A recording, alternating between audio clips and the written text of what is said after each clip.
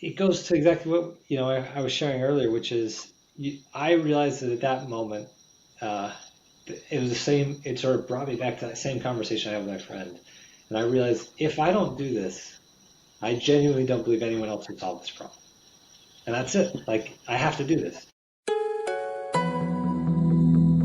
Hi, I'm Lorne Rubis, the host of Culture Talks, where we engage next gen leaders who are in taking on the world's toughest challenges and what they're doing about it and how they're also trying to build better workplaces and why. What's driving them? And so today we're fortunate to have the CEO and founder of Edovo, Brian Hill. Brian, welcome to Culture Talks. Great to have you here. It's great to be on the show. Thanks so much. Yeah, so I know everybody can go to the website and find out about Edovo, but I'd love to have you just talk about it. Tell us about Edovo. What does it do? Why does it do it? And just give us a little bit of the founder's view of it, how you think about it. Yeah, you bet. So Edovo, by and large, is really the learning platform that now exists inside jails and prisons across America to give everyone who's incarcerated a shot at improving and guiding their life journey to make sure that they're successful upon release. That's really the short of it. And it was premised on the reality that inside jails and prisons prior to Edovo, about 18%, about one in every five people had any access to education or vocational training or treatment, and that's just an unfortunate miss when you have someone who is spending so much time in a place, and the only thing that they're relegated to have is cards, TV, things like that. So we really wanted to change that dynamic, and so we have used technology, sort of brought wireless networks and tablets into jails and prisons across America, and made learning and change a reality. You've had such an incredible impact, and I know the numbers are there, but could you just share a couple that it just it really kind of just explodes my mind when I think about the impact you've had. You've been at this for about a decade or so, and here you are. So just talk about some of the numbers. Yeah, it's definitely been a journey, and the scale has happened. Every overnight success is really 10 years. So the in most recently, when you look at just sort of the end of the year, end of 25 or end of 24 and stepping into 25, we are now reaching over half the population. We're reaching nearly 1,200 correctional facilities across America in almost every single state, and those are jails and prisons, full state departments of correction, and about a million people every day. And that, again, is changing the dynamic of how prisons operate and changing the culture of jails and prisons as well. Every day, about 1 million people that are Yeah, incarcerated on the Adovo platform. it's That is, both an exciting thing and also a little bit depressing that we have that many people incarcerated, but at the same time, we're changing that. We're seeing populations drop now. and you have, and you are. And I want to just take a couple of quotes from your website. By the way, I encourage the audience to go onto the Adovo website and download the 2024 impact statement, the document. It is incredible. By the way, your website is awesome. And the part of it is the way you capture the people that are using the platform, the people that are incarcerated. And just a couple of quotes. Edovo shines a light in the dark corners and cracks of incarceration. That's from one of the inmates. And then another quote that just stuck with me is, a mind is a terrible thing to jail. Now, Brian, I know you're like a very accomplished person. You've got a law degree and an MBA from Northwestern. You're an MBA fellow. But one day, it's 2012, and the light bulb goes on for Brian Hill. What the heck is the light bulb that goes on? Why did you think about this? Do something. Yeah. Well, it wasn't at a career fair. There aren't any career fairs that are talking about starting prison companies. The truth was I was in my first year of law school, and I was always interested, always trying to discover. I think one of the most important things, especially as an entrepreneur and as someone who is just striving to solve tough challenges in the world, is you're always looking and connecting data points. And so I had found this project around these social impact bonds, which were kind of sexy at the time. It was a unique financing vehicle to allow private investment to come in and support problems that the government otherwise or the public dollars might otherwise solve. And the, as I found the social impact bond project that was starting to try to reduce the population of Cook County Jail. And in Cook County, you had 9,000 people in the jail at the time, sort of bursting at the seams, one of the largest single site jail in the nation. And every time I would go in and work with the group, it was every time I would walk the floors and talk to the guys, they were always watching Jerry Springer. It was always on in the background. And here we were trying to figure out how to get guys out of jail, and I thought, well, I'll tell you one thing that's not helping. It's this. This is not going to help us in any way. So I went, there was this moment, and it's interesting you talk about what was the spark. You saw this opportunity. My dad had taught in prison when I was growing up, and so I saw it at a young age as well. But I sort of reinvigorated this idea that like there are so many people here, and there is no path, there is no opportunity. There is a TV, and that's what we're doing, and that is a huge waste of life and opportunity. And so I was thinking about doing this over the summer. I had a offer from Goldman Sachs. Trying to do some summer school classes, and I saw my friend like, oh, this is what I'm going to try to do over the summer. And he just looked at me and said, Brian, you can't do all those things. What are you going to do? And that was the moment where I thought, what does matter most? And if I can change this, and I believe that I was uniquely in a position to see this and change this, that's a shot I needed to take. And so immediately went to work and started building Edovo. So tell me a little bit about that, because I work with emerging leaders everywhere, both through my MBA classes I teach where I consult, and oftentimes there's this thing about that first step. Like, do you have a definitive kind of a set of first steps that you recall where you decided to, that you got going, you took some action? When were they? What happened? How did you get some momentum? Yeah, I think it's important that people realize that like you said, there's this moment where you make the decision, but there's a lot leading up to that, and it's all about gathering data and data points and thinking about and hedging risk, right? I'm a JD MBA student. I didn't come from a ton of money, and so this is sort of a shot to go do something great. The easy path is always to like go work for the big companies, the big law firms. Like those were abundant options, but it's a lot harder when you're thinking about taking a bit riskier path and a bit uncharted path. And so much of it is about going and learning, just like getting into the jail. It was about spending time in the jail, really understanding, talking to correctional staff, talking to the sheriff, talking to people in and around the space, gathering all those data points and pushing out and creating a business model. I tell every entrepreneur I talk to, and I talk to a lot of different entrepreneurs who are in the space and broadly in the impact world. And I always say, first thing is Google it, make sure it doesn't exist. And if it does, make sure you can do it in a substantially better way.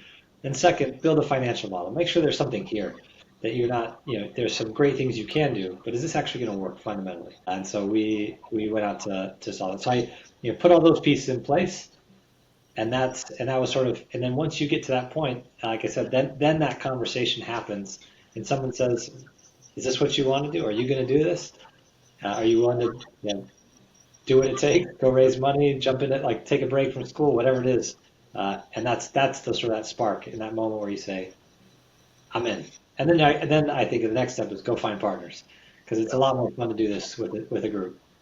Yeah, and so it's kind of when you think about that, there you are sitting there, and it's Goldman Sachs or this. I mean, holy cow! I mean, that's like that's a big Yeah. diversion in the road. I mean, I know a little bit about this to the extent around how many daunting challenges, just the technology and the security issues and all those things around, I mean, not even allowing any kind of a device. And all of a sudden, here you are, and you've got 1 million people using tablets, right? If I understand correctly.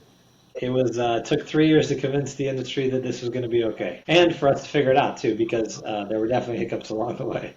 Yeah, I'm sure there was. Now, when you and people ask you your purpose, we know what you do. Like I know what Edovo does, and if I understand correctly, Edovo stands for, which is kind of an interesting. It stands for Education Over Obstacles, which is kind of interesting itself. Yeah. So, what if someone asked you why, like the purpose, the deep purpose of Edovo? What is that deep purpose? I think when you step back and we philosophically where we are as an organization and how we structured it is, I strongly believe that people inherently want to make the right choice, want to do good things, want to become something. But optionality and choice is often limited. And there's a unique dynamic inside jails and prisons where the average person makes about 35,000 decisions a day, and the average person in prison makes about 6,000. Cognitively sort of damning this individual who actually, like all of us, needs to learn how to make good choices. And so when I think about our purpose, this is about giving the opportunity. Everyone, yeah, I believe, deserves an opportunity, and I believe that history will judge our society is based on how we treat the most vulnerable among us. And when you talk about a captive audience, a population that we are willing to to restrict social liberties for public safety or for other reasons, making sure that they have a chance, giving them an opportunity, like this is the most limited, most vulnerable population by nature, by design, and therefore we need to give. Like I believe sincerely that we need to give them a path. Let them at least have the opportunity to show that they are different or changed. Despite there's many complexities of the criminal justice system, but at its core, it's about giving everybody a shot and making sure they have the tools to do so, and then letting them take it. Not everyone takes a shot. I can tell you that right now, Yeah, but not I everybody. want to make sure they have the chance. Yeah, the part that is so like I feel so strongly about this story getting out more into the world is that you've got a view out there around let's just send them to the prisons in Nicaragua or wherever Yep, this is on the that narrative now. yeah, it's the polar opposite of really believing that that not everybody, but there's a huge portion of that community, obviously by the million people that you're impacting, that really want to have a chance, that really want, and when you read the stories, like I love on your website, and I'd encourage people to go on and just read the stories of the people and how they feel after they've gone through some learning and how Right. proud they are and the different ways and the things that they've learned. If I were if I were going to want to be part, this is where I want to get into your head a little bit around the kind of workplace you're building, because you've got people working that are part of Edovo and you've got lots of partners. How do you determine that they're aligned with your purpose? That they really, what's your way of kind of sensing for, people really get what you're, I want to be part of your story, making your story more true. Yeah, it's a really fair question. I think and when I think internally, it's a fun place to be in to be able to pick your team. I mean, nothing. I will say that's probably one of the greatest benefits and one of the most enjoyable parts of being an entrepreneur or a founder or CEO is to be able to pick your team. And we have just the Adobe team is amazing and it sacrifices a ton, puts in the work because they believe. In fact, every week we actually talked about those letters. We receive thousands of those every week. It's really incredible. I'm stunned that people take the time out of their day and with our limited resources, to write a handwritten note and mail that to us and just say, yes, this is like, I want you to know this is changing our life. So we're grateful to do this. And we read one of those every week over our team calls because we feel like I just want to stop you there because that's a really an important. You take these and you read one of those every week during your team calls. every week, yeah, because we want to remind everybody what this, like, why we're doing this. Why we're doing it? Because when you're running an impact company, people sometimes get this, this phantom idea that all of a sudden when you get an impact company, everything you do is just wonderful and it's service. And the truth is, you're an accountant doing accounting in an impact company, but you're still running an audit and you're still running financials. It's not a lot different, but there's a reason you're doing it. There's a purpose you're doing it, and it unquestionably changes how you feel about the work that you're doing. And when you're building software, you're building software. It's fun to see how people use it and what it can do, but you're still writing code, and that's true across so many of these areas. You know, There are some that are more touchy-feely, but in truth, most of the jobs you're doing are not different from the tasks you do on a day-to-day basis inside an impact company versus inside the worst company you can imagine. and I'm so, if our audience takes one thing away around just that intentionality about people keeping aligned to the why, to the purpose, that you do that, you just don't take it for granted that people are going to get it, that you make a point of it, you build it in, It's not a complex thing. It's reading out how you've made a difference in people's lives, but also, like you say, working from the premise that whether you're on an IT help desk, you're writing code, or you're doing Edovo accounting, you matter. You make a difference to making that true. Yeah, and genuinely, it's not just like lip service. Like that is the reality. We cannot function without everybody playing their part on our team. And so we want everybody bought in. And genuinely, it's fun because when people come to our space, look, not everybody knows about what's going on in criminal justice in America. Most of our employees haven't been to prison. Many have, but most have not. And so therefore, like there's just this interaction, this dynamic that it's about learning and growing. It's another thing we do is also when anyone starts, we give them a good reading list, a bunch of YouTube videos or documentaries they can watch, just to encourage them to get in depth, get like understand. We actually give them time during that first week to actually go watch some movies. We say like, hey, we really want you to start thinking about this complex problem that is the criminal justice system in America, because we want you to think about creative new ways to help go solve it and understand and have empathy for the group that we're solving. I love the onboarding. It's one of the things, again, another one of the messages we want to pull out of you wonderful emerging leaders around that you don't take the onboarding and the welcome for granted. Like there's two parts to it. One is that, so let's dig in a little bit deeper. You encourage them to read movies or to watch movies, to read articles, to dig in, so they get context and understanding and other things that you might do to really get. And how do you welcome someone to Edovo? What's your welcome process? It's a great question. We have sort of a first few days of like methodology that we've put together. Again, this is where, as you said, not perfect. We're always thinking differently about it. It's a little bit different for everybody, but the most important thing we want them to do is get steeped in the team, meet a lot of players, because we are a fully remote team across 15 states now, and so that dynamic is one we want to manage closely, because you want to make sure people are feeling part of the team even though they're working from home offices. And so it's about getting to know the team. It's about getting steeped into the concepts of prisons and jails in America, life on both sides. We also think it's really important not just to know it's not just important to understand that those who are incarcerated. It's also very important to understand the other population that spends 26 years in prison, and that's the correctional officers. These are people who are going in every day, in some cases, putting their lives on the line. It's a tough job. It is a very tough job. Average life expectancy of a correctional officer post-retirement is 18 months. I mean, Wow. it is stressful and painful. And so understanding and having empathy for this audience, and then understanding just the dynamics of the market. So we actually have a few different sort of presentations we walk them through to help them understand, here's the dynamics of the markets and the private sector that operates around this prison world, so you can understand the goods, the bads, the uglies of what's going on there. Here's how we fit within that world. Here's officers. Here's family and friends of those who are incarcerated, the families at home. And here's understanding the people that we're providing education and training to.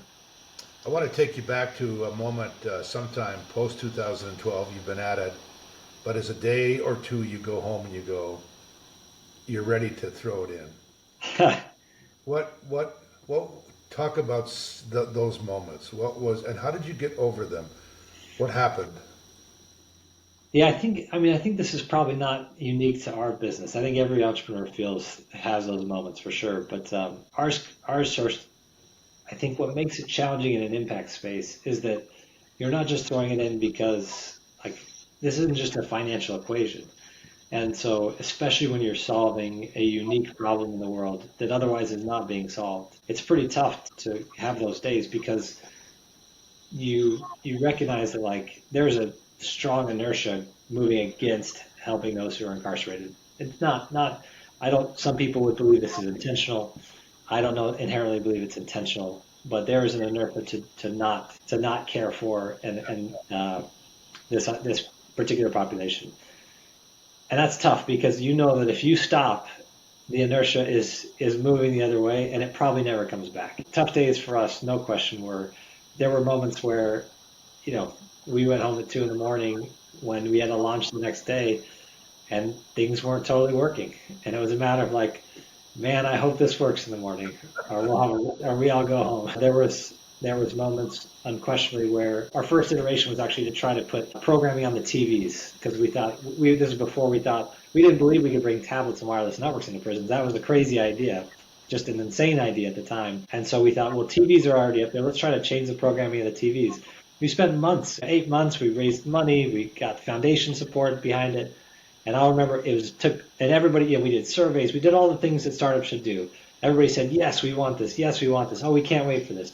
We turned it on, and I'll never forget, I think it was Division 11, Cook County, turned that TV on, and in 5 seconds, you knew it was a fail. Like, just, you could feel it in the room. It was like, sorry, guys, this is a miss. And it was fundamentally flawed. If we took away the one thing they had autonomy over, the TV, we were actually taking away their autonomy to force them to do education.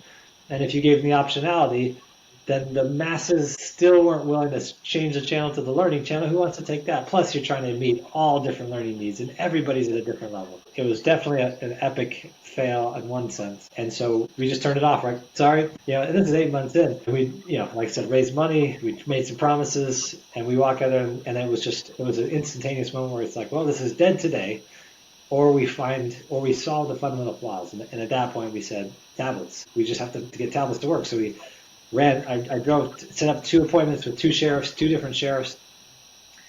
On the way to the first appointment, I bought a tablet out of Walmart. I remember peeling off the plastic as I'm like sitting in the waiting room to go to this meeting. And we didn't even turn the tablet on. We just put it in front of them and said, this is what we're going to build. We have all this great programming. We want to put it on a tablet. We're going to do it securely. It's going to be great. And is this something you would take? Would you buy? And sure enough, he's like, no, that makes a lot of sense. I was like, okay. Went to the next meeting, did the same thing. He said, yeah, we do that. Absolutely. We need something like that. All right, here it goes. Let's do it. Hey, Brian, do you have a sense for, so you're driving away from the Jerry Springer moment when the television doesn't work. You know it's a failure. Yeah. You put all this effort into it. You put 8 months into it. And you could have drove home and just dusted off your LinkedIn and just said, I wonder if I still have those Goldman numbers. But you went back and you stop in a Walmart and you get a friggin' tablet. What keeps you going? Like what took you to that next moment when you just decided to drive to that Walmart parking lot, not quit? It goes to exactly what I was sharing earlier, which is I realized that at that moment it was the same. It sort of brought me back to that same conversation I had with my friend, and I realized if I don't do this, I genuinely don't believe anyone else can solve this problem. And that's it. Like, I have to do this. It's not like I'm special or unique in any particular way. It was just that I realized I'm uniquely in this position at this time, and I have the willingness to do what it takes to make this happen. And this is an audience that just doesn't have a whole lot of people in their corner willing to do that. And right now, I'm willing to do it. And so if I don't do it, the standard will continue forever. And 12 years later, I can stand up and say, yep, no one else could have done it because it was just because of the way the timing was and the way the market was. And yeah, and again, and that's what you're trying to do as an entrepreneur. You're trying to find a place where you uniquely can solve a problem that is challenging. Because if others can solve it, then you have a little more flexibility. You can say, like, oh, good, someone else will take care of that one. Let me go. I just want to come through the screen and give you a giant high five and fist bumps. Like, if not you, Brian, who? Like, who would have done it? Like, maybe somebody, maybe, but well, there were 3 others that came along, but it took, yeah. No, I just don't know that it was for that time. And again, not that I'm special. It's just so many things about timing. Like you take Steve Jobs and put him in any other era, would he even Steve Jobs? Who knows? yeah, Right. And I'm no Steve Jobs. I'm just saying the timing was right. I had this unique spot to be in Cook County at a time where a sheriff was very willing and open, who gave us a ton of latitude to test and try stuff. And even though it failed, it gave us enough information and guidance to say, no, this is doable. And we can do it, and if we don't do it, it won't be done, because the inertia says don't do it. There's no point. Like no one cares. You've used the inertia word a couple times, and I want to explore something on behalf of our audience here because it's one of the things I've been reflecting on. There's kind of 2 sides to kind of getting a solution out. Part of it is having people understand the benefits. And then the other part is overcoming the resistance. And you've been talking about a lot of it is, it didn't sound like you had as much of an issue getting people to understand the potential benefits, but a huge amount of your effort went towards getting out the friction, the negative friction. Is that a Yeah. fair comment? And what did you learn about that? Yeah, no, the reality is that this entire game is about business model. Like it wasn't it the idea of bringing education to jails and prisons, you will find few critics of that concept. Uh, that's the easy part is like you say, hey, we should bring education to jails and prisons. People are like, yeah, that makes sense. Sure, there's a contingent that says, no, lock them up, throw away the keys, send them to El Salvador. Uh, that's short-sighted and just on many levels. And so, sure, there will always be that audience. But we realized very quickly that just liking the idea is a difference between selling pain pills and selling vitamins. The idea of education in prisons is a vitamin because it's not a pain point for the people who actually make decisions. It's a pain point for those who actually have zero decision-making power. And in the impact space, this is one of our greatest problems, is that we're actually solving a problem of a person who actually doesn't have a lot of authority or decision-making power to solve that problem for themselves. And so you're going through an intermediary, you're going through a third party, and that for them is a vitamin. Sure, that'd be great to do that. If we took Adobo out and sold it to the market, we would be reaching 10, maybe 15% of the market. And we found that out early on. And so we had to find a different way that actually didn't rely on their interest or care. We had to, not because they didn't care, but because this was all about how do you make it actually happen? How do you execute and how do you get it in there? Because people need to get out of their own way sometimes, right? It's like it's a workout thing, right? We all know we should. How do you actually help people get out of their own way and just make it happen automatically? Another analogy would be like an automatic 4K versus a 401k, right?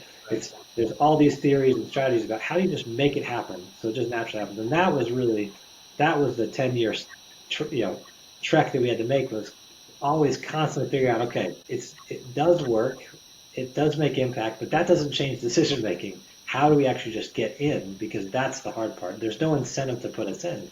It's just risk for them when they don't have to take risks. You know, and if there's such a lesson that an entrepreneur and a founder and a CEO can share, that's one of the messages around helping others, is to think about that side of the coin. Taking away the risk, taking away the negative friction, taking away the inertia, making it easier, because the other side of it is, like more, in some ways it's more obvious, but that doesn't get you there. I want to transition to, if and I say this with total respect, but if I kind of did an autopsy on Ryan Hill, what values would tumble out? What are the things that you stand for, that you deeply believe in, or that you value, the behaviors that drive you, and how do you translate that to the people that you surround around you? It's a fair question, and probably one I should uh, be able to say succinctly more than I probably will. I think to me I'm a huge believer in autonomy and personal choice, and so I just am fundamentally, I want to give people, I want equity and opportunity, and I want to create and ensure that truly is there. So I think deeply about that, and that drives a lot of the sort of the work I think about, the solutions that I want to create in the world. So yeah, so that's there. I also think I'm a scale guy, so I always and a business model guy, and so I think deeply about how do we structurally change this to get the maximum outcome, maximum impact. There's a lot of people who do wonderful work on a one-on-one basis and think deep impact for individuals, I feel like I uniquely can solve the scale piece. I think the other uh, key piece to me, when we think about just the core values we have as a team, it is always keep learning. Like just keep consistently gather more data and figure out what are the new opportunities. When you look at the Edovo journey, it was definitely like lots of navigating complex systems, acquiring companies, selling companies. Like that happened all along our journey. And it came because we were always looking forward and just gathering data points and trying to connect those. But yeah, I think at the core though, I believe in people, and I believe that when you give people a path and a choice and an opportunity, they will genuinely take it. People want to do the good thing, and so it's like you mentioned earlier, it's about removing friction in some of these places. I want to follow up on that. When you said that one of the best things that you can do, the most enjoyable things, is you get a chance to choose the people that you select to be around Edovo that you work with. So I want to. I'm just a graduate of Northwestern, and you're looking to hire. I won't even pick the role. We'll just say I'm going to come to Edovo. Yeah, You're part of the interview process, and you want to find out around whether I align with your values, the Edovo values, the accountability, the learning. What are some of the ways you find that out about me? How do you do that? What's your selection process to find out whether I'm going to make a contribution to Edovo? yeah. I think for me, we actually just hired somebody, so it's a bit fresher on my mind. Uh, and my interviews are not as programmatic as some of the others on my team. Um, but I am primarily looking for, is this someone who just like what are the drivers behind you? What is it that drives you? What gets you up in the morning? Because Adobo is a uniquely hard space, and if you're not bought in to this concept, if this is like, oh, that's a nice thing to do, that probably isn't enough to keep you going 2 years from now. Yeah. Because there's so many unique elements of procurement and government and corrections and limitations that you're gonna have to punch through a lot of walls. And so I want to know that you sort of like see that it's cool. And you don't need to know a ton about this space, but just a fundamental belief that like, oh, we can really make a difference, and that's what I want to do. Like that's what's driving me to come to Adobo. The question I often ask people as well is, it doesn't even have to be Adobo necessarily. I want to see your creativity and passion to solve problems in the world, and your willingness to continue to learn. Like those are the pieces I'm really looking for. Are you reading a ton of things? Are you just knowledgeable about other areas because of curiosity? I think maybe if I had to pin it down to one word, it's curiosity. Are you just a curious person? That's those are people I like on the team. Those are people I like to hang around. I just want people who are curious and are willing to ask questions and say like, huh, I don't know why we do it that way. We should probably think about this other way. Or I was studying about beekeeping and I learned this whole new thing about how they build hives, and I think it applies. That's the kind of stuff that I want as someone who is just learning and curious about the world generally, and has a clear recognition that that everyone has value. Every single person has value. I think those are the things. I forgot to say, the question I always ask is, put it over to the side, because that's not a fair question. If you could go solve any problem in the world, and you have all the skills to do it, like what's the thing you're passionate about? What do you want to solve? And it's always stunning to me when there are people who are like, well, I don't know, I haven't really thought a lot about it. I'm like, oh, you're out. Like you haven't thought about a single problem in the world you want to solve. There are so many. Like I That's can't. really My list helpful. is so long. That is really helpful because I can't tell you how many people I talk to who really are caught up in the historical kind of almost mindless selection process, and they don't have a way to help people tease that out. And that is insightful and helpful and very very practical. I want to transition you to leadership for a minute. We have an inherent belief about the importance of great non-perfect leaders and having them. How do you think about leaders? Like how do you, if I was going to, uh, let's say I was at Edovo for a while and I was aspiring to be a leader, what would you look for characteristics in me as a leader? Yeah, I actually don't know that it differs too much from what I look for in the interview process, right? Because I want someone who's curious and who is. I'm a big believer. People use the phrase servant leadership. I am a big believer in that. I think I default to that profile a little bit more. And when I say that, I mean there's not a I think that we should all be thinking about progression and like developing and advancing career and things like that, but genuinely just add value. Like, just come to work and want to add value, and just want to give, like just make things better. And that comes through in lots of ways, but you have to be able to work in the team and support each other, uplift each other. We have some really fun channels in our Slack, or that are just to celebrate and gratitude channels. And it's fun to just see people banter back and forth, give shout outs to the team, constantly happening through the week. And that's an important element because it just we're all giving, and I think that's important. So looking for someone who is always helping those around them, lifting up those around them, and not worried about their progression, but just worried about giving their best. And when you see that, that to me unquestionably leads to recognition. You see it. You can't help but see someone who is truly giving their best, and going like looking for ways they can help others around them. And then when I think in any career or job, even as a CEO, there are times where you like hit this place where the marginal benefit of staying in that job is not as high. And I think that those are tough moments where you think, okay, I have learned a lot of the things I can learn from this role. And now there's a question of, am I going to explore things outside of my career to continue to help develop myself personally, Yeah. to because I love what I'm doing here, or do I need to go advance or change jobs or change companies? Because I think another thing that we're very real with our employees about generally is we say there's a time to be at Edovo, and there's going to be a time where you should like where Adovo's not the right fit anymore, Yeah. and that is okay, and we are open about that. You can come tell me a year in advance, be like, I think I only have a year more here, and that is not going to change how I feel about you, other than to gain more respect. To say like, okay, what do we want to get done in a year? What do we want your resume to look like? What's the story you want to be able to tell in a year? So that way, when you go out, we can just tell everyone what an amazing job you did. And that openness and that importance of just recognizing we're all on this journey, and Adobe is going to be a part of that journey, is something we try to make very clear across the board.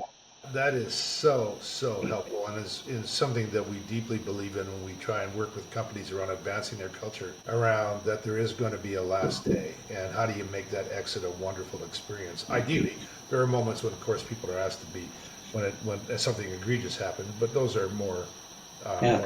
more rare. I want to come back to that because I'm going to ask you about what you want people to say about your last day at Edovo and whenever that may happen to be. And we'll come back to that when we wrap this thing up. But I'd like to just a couple more quick just things to highlight for our audience around. You are such, at Edovo, you've been built on listening to people, right? And you've been listening right from the beginning.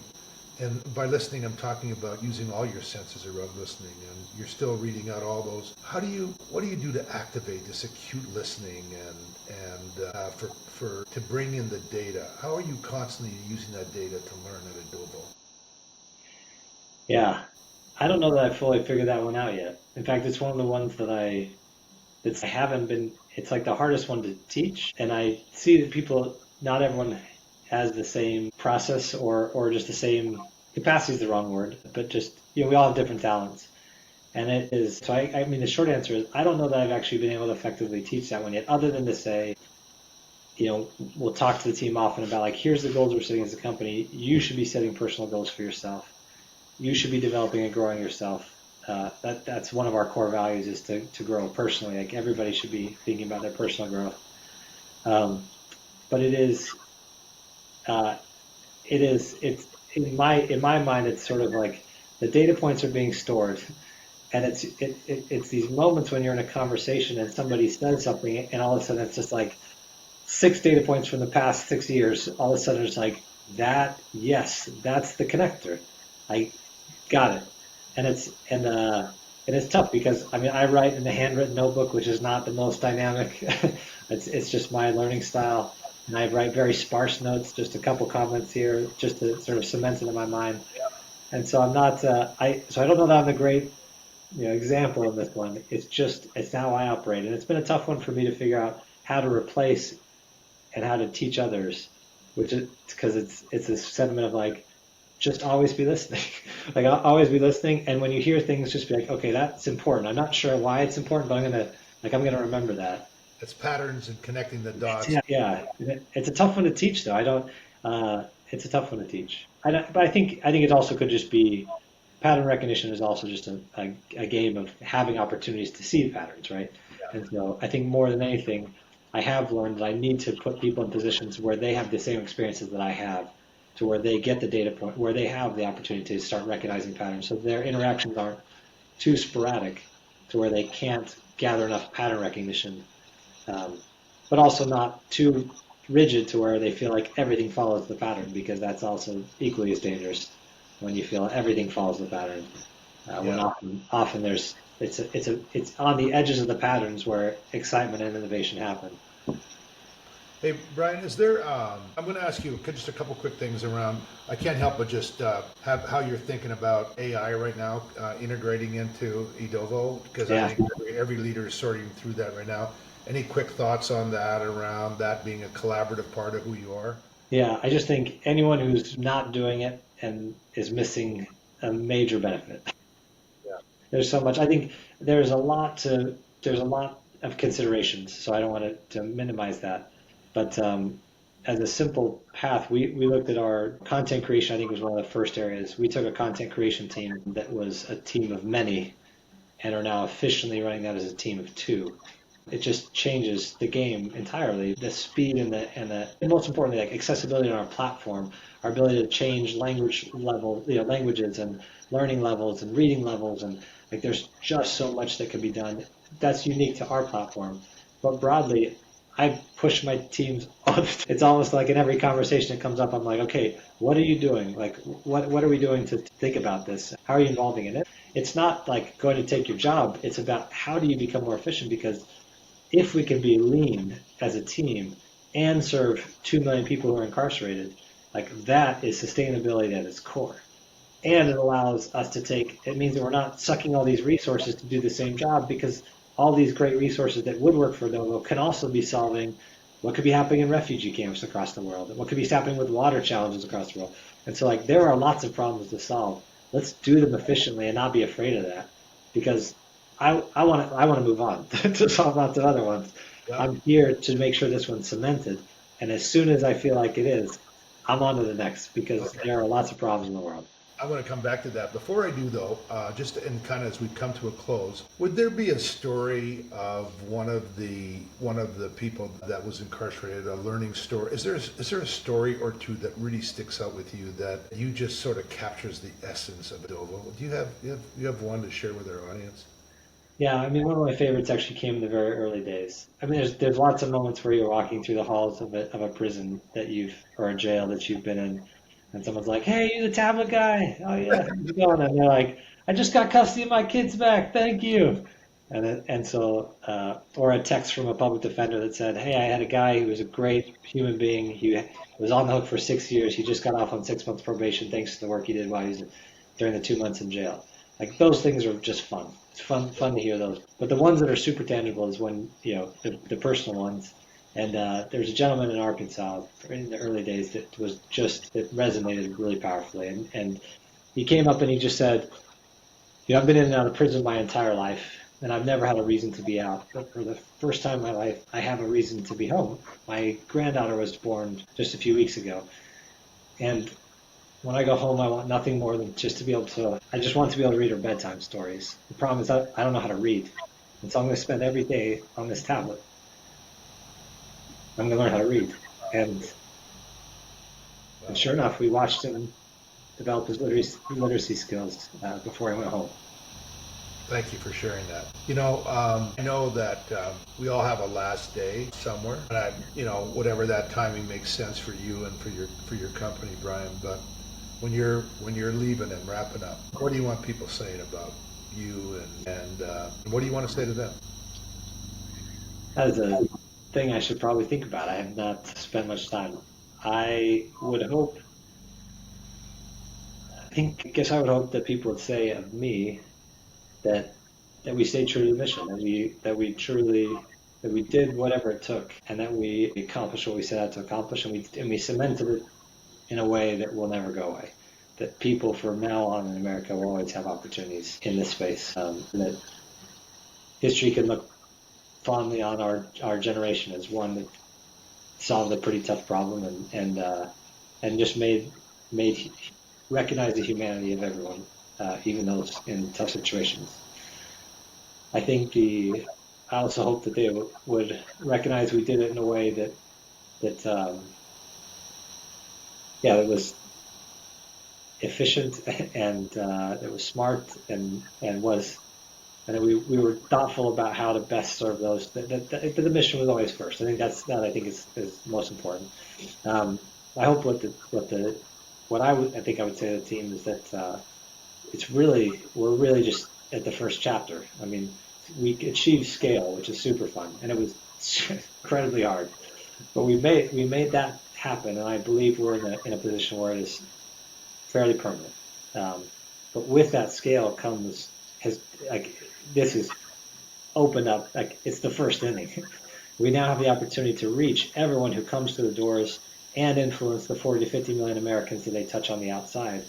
And that is a very hard hit part of America, a very neglected and challenging people who are in pretty challenging circumstances by and large.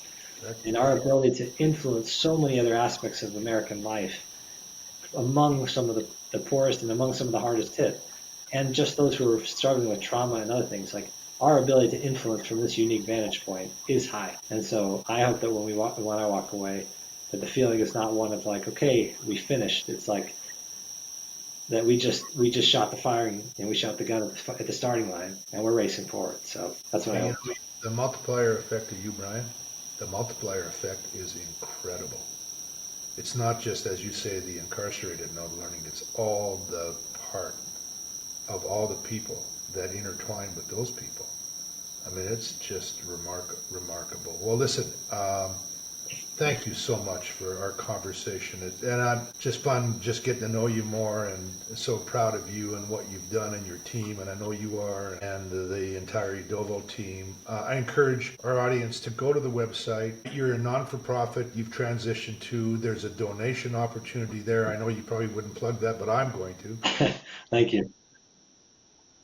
But read it, get it. That website is a wow in itself. Like I went down the rabbit hole and I just loved every bit of it. Thank you for contributing to Culture Talks and being part of the Unreasonable Group. And I'm just proud to get to know you more. And thank you so much for your contribution. Well, thanks for the opportunity to tell the story. This is an important one we want people to hear. We do. We want people to hear it. Thanks and bye for now. And go tablet guy. Later.